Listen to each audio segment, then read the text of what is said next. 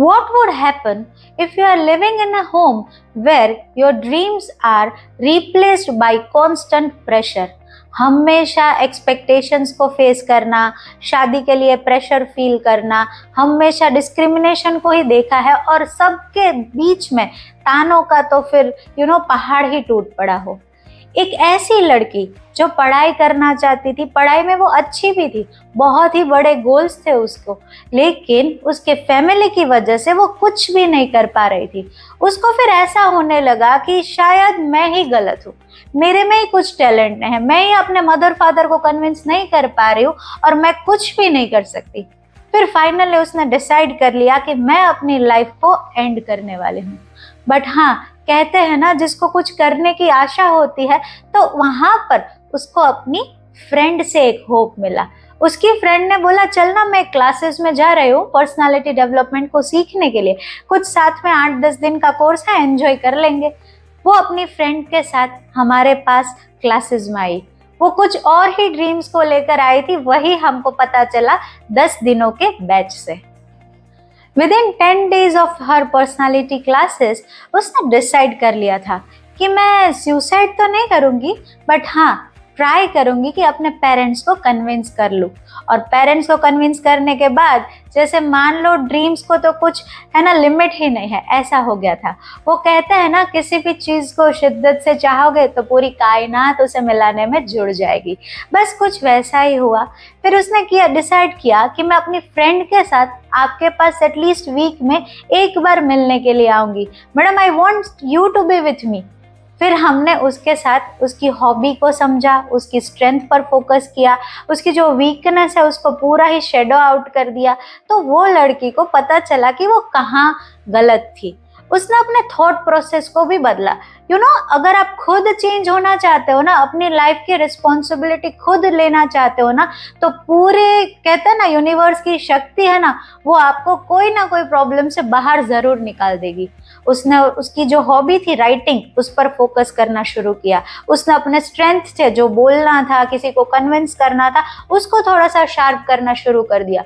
Books को पढ़ा कि कैसे लोगों को कन्विंस करते हैं, बहुत सारे मेडिटेशंस भी किए। सबसे पहला मेडिटेशन जब उसने किया ना, that was inner child healing, क्योंकि उसके अंदर कुछ ऐसा था कि एक बच्चा सो रहा था, नाराज था और अपसेट होके बैठा था।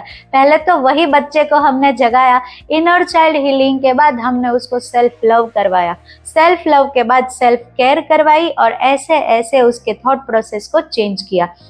जब सारा थॉट प्रोसेस चेंज हो गया, जर्नलिंग हो गई, विजन बोर्ड सेट हो गया, फिर उसने ट्राई करी कि वो अपने पेरेंट्स को कुछ प्रूव कर पाए। उसने लिखना शुरू किया।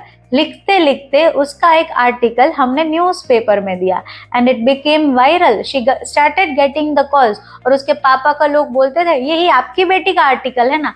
वहां से उसके पेरेंट्स को भी उसकी वैल्यू होने लगी कि शायद हम गलत थे। फिर वो पेरेंट्स हमारे पास आए।